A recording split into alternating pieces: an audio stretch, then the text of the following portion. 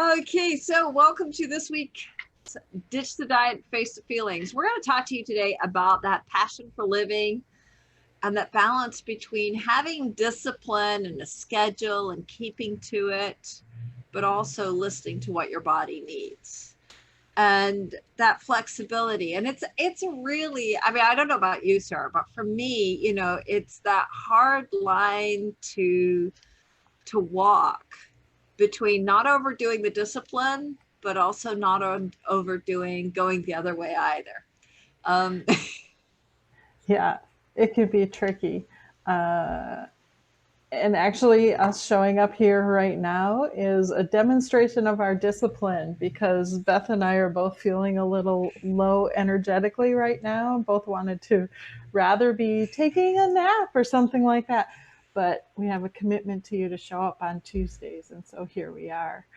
So, Absolutely, yeah. And I just, I admitted to Sarah, I did meditation before this, which turned into sleepitation, as it sometimes does, and lost track of time. And it was like, oh my goodness, I missed it. No, I didn't. I was okay. But still, listening to the body of my body said, you need a rest before you show up. yeah. Don't just push through. Don't just grab another hot chocolate or another coffee. No, I'm not dehydrated. I've had more than enough water today. That's not a problem, thankfully. But at the same time, I've been up since 3 a.m. Yeah. So you've already had a whole day. Exactly. So you're just taking your afternoon siesta in the morning instead of in the afternoon, and that's Correct. okay. Yeah. Yeah. Yeah. Somebody asked the other day a question regarding do you think that it's best to get up early in the morning in order to be productive? And the responses were, this whole litany of, oh, absolutely, you have to get up early and do everything, blah, blah, blah. And I read all this stuff and I thought, and I responded and I said, I think it's really more important to listen to your own circadian rhythms and pay attention to when you feel best, when you feel the most energetic, and not subscribe to, I have to get up early in the morning because otherwise I'm a slacker or I'm a loser or Yeah. whatever. We're not all the same. We all have a And different I internal don't get clock. up at 3 a.m. on a regular basis. Now, yes, I got up at 3 yesterday. I got up at 3 today, but because I've woken up naturally, I haven't been woken up by the dogs barking or anything else. I've woken up and I have attempted to close my eyes and gone back to sleep. And my body said, you don't need any more. Let's get out of bed. And Yeah. I've gotten up and made the most of that. But there's other days where I wake up 5:30, 6 a.m. Now, admittedly, 5:30, 6 a.m. is my normal time because I've got a little girl that I have to get off to school and, she's got to be out the door at 7 a.m. But for me, when I do have these mornings of waking up at this time, I get up and I manage my energy. I flow with it. Mhm. And it's nice, being self-employed, we have the flexibility to manipulate our schedules a little bit. And, certainly it's a lot more challenging if you have a 9 to 5 day job that you have to get up and you have to show up regardless because they're expecting you. Yeah. But, in this realm of having that freedom and flexibility, it can work for us or it can work against us. Oh, absolutely. Because, on the other side of that, there can be I had a nap and instead of being 15 to 20 minutes, it turns into 2 hours, and that's not necessarily what my body needed. Yeah, or it could just be a lack of discipline to actually get your work done because Yeah. maybe your boss is just a little too lenient with you. Yeah. Your boss being yourself, right? It's easy to get Yeah. distracted by My, a my, lot of my things. boss keeps moving the deadlines. Yeah.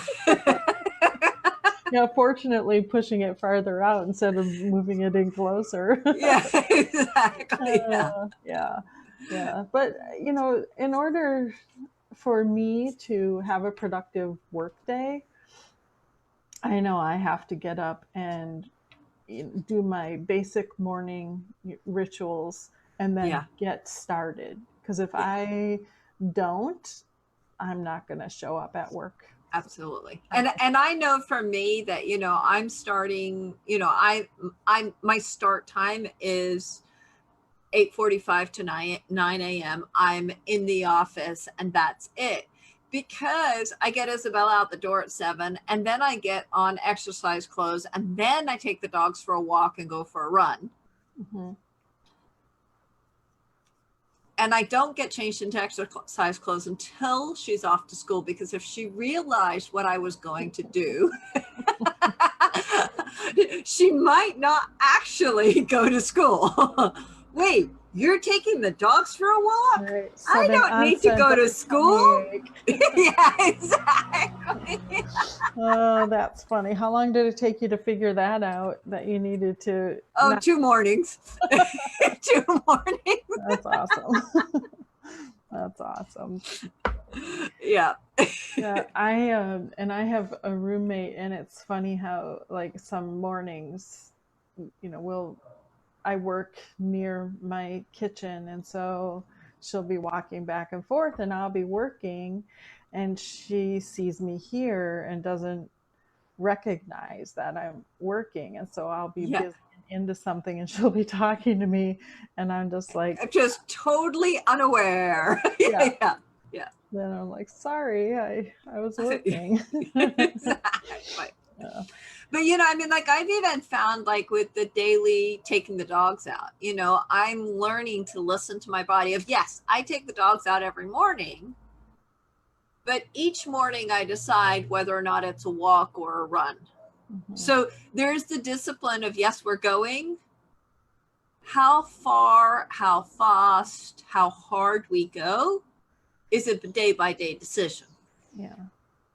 And that's the best way to treat your body anyway. It's like not be committed to going out and running for 5 miles every day, Yeah. regardless, because if your body needs some rest, it needs Yeah. some rest.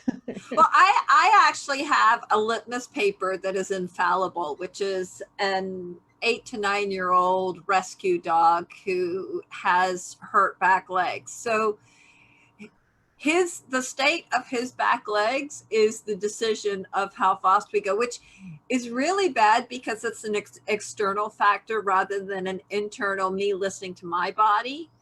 But it has really pulled me back into taking note of how my legs are feeling, not just how his legs are. So if he's got the slightest limp at all, well, we're doing short, and we'll do probably maybe 2 miles walking at whatever pace. Yeah.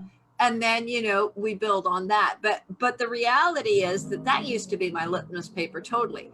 If he could do a run, well, then we'd go for a run, and if he couldn't do a run, then we didn't. Now I've starting to tune into mine, that just because he can go for a run, am I actually energetically and physically going to go for a run or not? Yeah. Yeah, it's really important to listen to that. I mean, unless you're a professional athlete in training and you have to show up and that's your job. Yeah. But then again, they do a lot of, treatments and conditioning to help keep their bodies fit and able to go at those Yeah. elite speeds and distances. Yeah. But yeah, it's important to have the discipline of whatever it is you're committing yourself to, but also build in the option for flexibility for basing it on how you're actually doing, feeling, really what you want for that day. Yeah. And I would say it's the same whether or not we're talking about food and eating. It's the same whether or not we're talking about work and schedules or exercise, whatever that is. There is the discipline. And even with my writing, for example, there's the discipline of, I have time set aside to write every day. But I also have various genres to write in. So there's some days where I just go for the easy win of, it doesn't, I admit I procrastinate on the fiction. It's outside my comfort zone. And sometimes it takes 3 or 4 times of sitting down trying to write before I really get into it because I'm terrified of it still. I'd much rather go with the nonfiction, which I can just sit down and write on. But my discipline is, okay, that's fine. You let yourself off, but you write every day.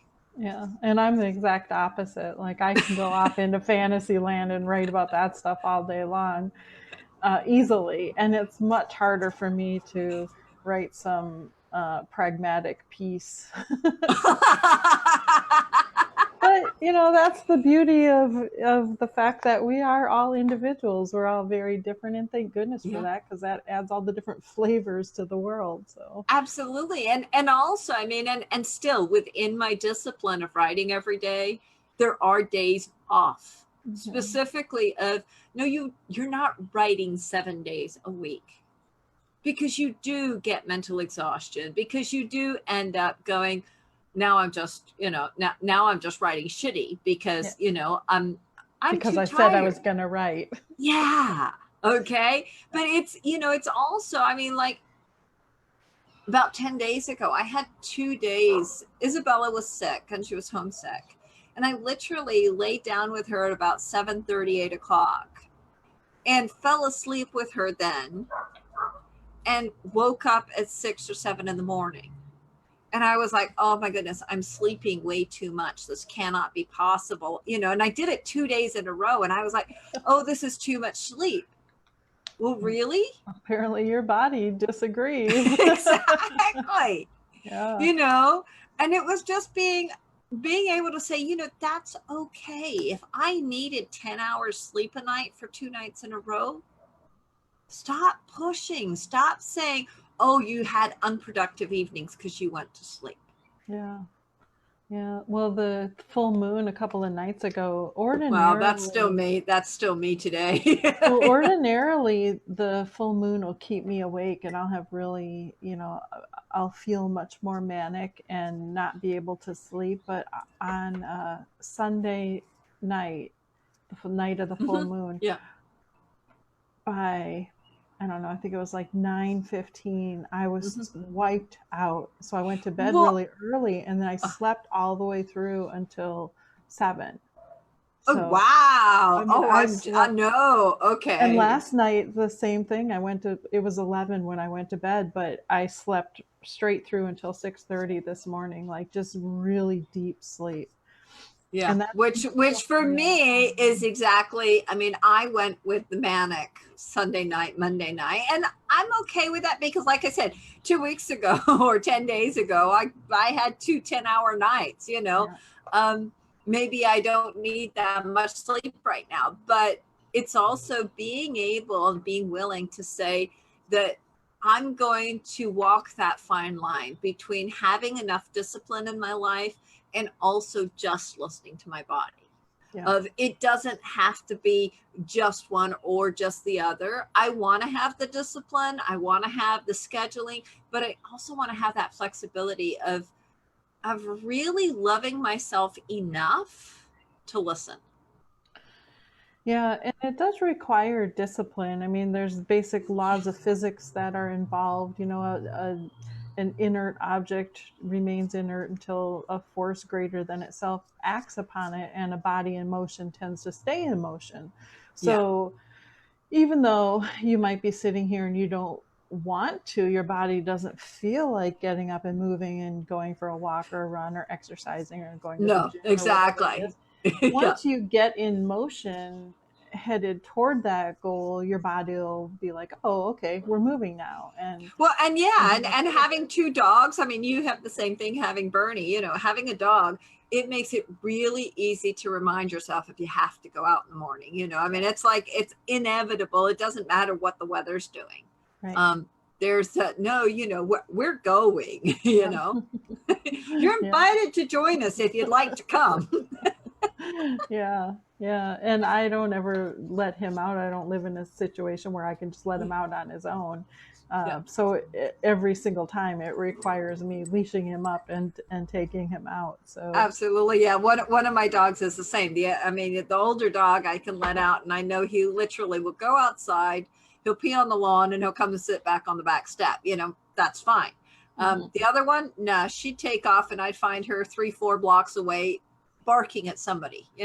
She'd be making somebody's life miserable. yeah. Yes. So yeah, there's just anything that you get involved in, you can apply a level of discipline.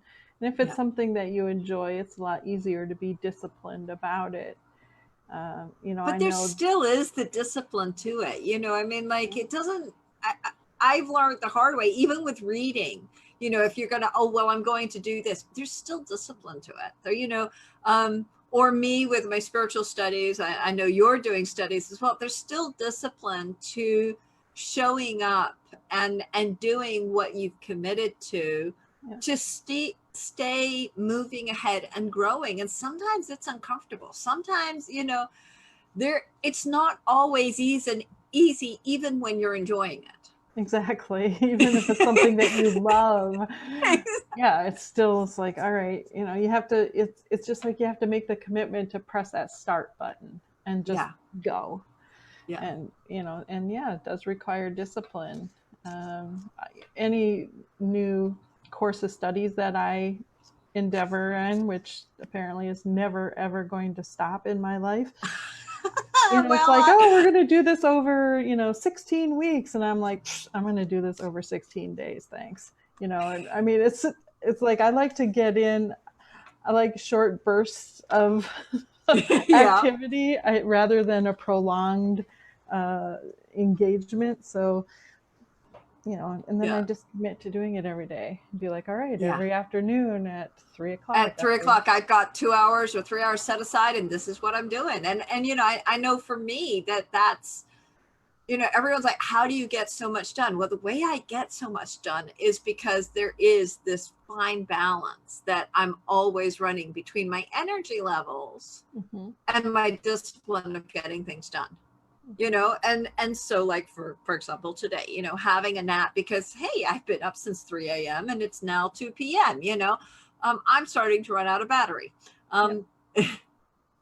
But also being committed to those results. And I think that, we look at results as being external results, but there's also the internal results. There's also the way I feel about myself, the love and the respect I have for myself, because I'm committed to my word of how I'm going to look after me. Yeah. Yeah. And that's what it's all about in the end anyway. I mean, that has to be our number one job, is taking care of ourselves. Yeah. And then you can extrapolate out from there and take care of everybody else that you need to. But yeah, we know that by now. We have to take care of Exactly. Yeah. Anyway, guys, hope you guys are having a fantastic afternoon. I'm sorry, we've been on Zoom and I forgot to go to Facebook to see if anybody's commented, but if you've commented, we will be responding to you in the comments below. Thank you so much for watching. If you're catching this on the replay, let us know with a hashtag replay. We are over in the group Nourish, and if you're not in Nourish, then you probably want to be in there. There's all sorts of goodies happening, and there's all sorts of delicious new recipes and stuff that Sarah has been sharing recently. I admit I've been sharing a bit more memes and less recipes, but I will do my best. We need a good mix of everything. Yeah. Of really getting in and having that community where you can ask questions and have real answers, not, well, this is the only way to do it. No, there's a whole lot of different ways to do it. There's no one right answer, one size fits all, because at the end of the day, like we've just said, you got to find out for you where that line of walking your line with your energy levels, with your health, with your well-being is. And we can't tell you what that is. No, we're not the military. No. So have a great afternoon, and we will catch you next week. Same time, same place. Bye.